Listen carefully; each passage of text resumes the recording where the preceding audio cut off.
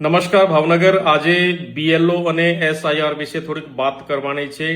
અમુક ન્યૂઝ આવે છે કે ભાઈ બીએલઓની તબિયત લથડી ગઈ છે અને ચિંતામાં છે, તો આ પ્રકારની ન્યૂઝ મને પણ ગમતી નથી। ભાવનગરમાં 1852 બીએલઓ છે અને સાચું કહું તો તમે જ ખરા અર્થમાં ડેમોક્રેસીના સોલ્જર છો।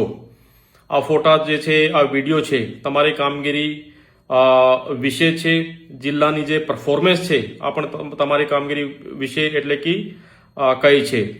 આજે હું પણ ભાવનગરની અમુક પોલિંગ સ્ટેશન, દાખલા તરીકે ત્યાં હિમાંશુભાઈ હતા, ધર્મેન્દર જાની, યોગેશ, ગફ્ફારભાઈ, વૈશાલીબેન, સૌરવ, ભૂપત, જયેશ, ધર્મેન્દર વગેરે વગેરે, ઓલમોસ્ટ તમામ બીએલઓ, સુપરવાઇઝર, એઈઆરઓ ઓલમોસ્ટ તમામ એટલે કે 95% કહી શકાય કે સારામાં સારી કામગીરી કરી રહ્યા છે।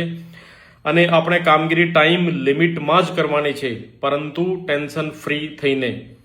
કામગીરી આપણી ટોપ ક્વોલિટીની હોવી જોઈએ, પરંતુ ટેન્શન ફ્રી થઈને। અને જે કામગીરી છે આ થોડીક ટફ પણ છે, એટલા માટે પણ ટેન્શન ફ્રી થઈને કામગીરી કરવાની છે।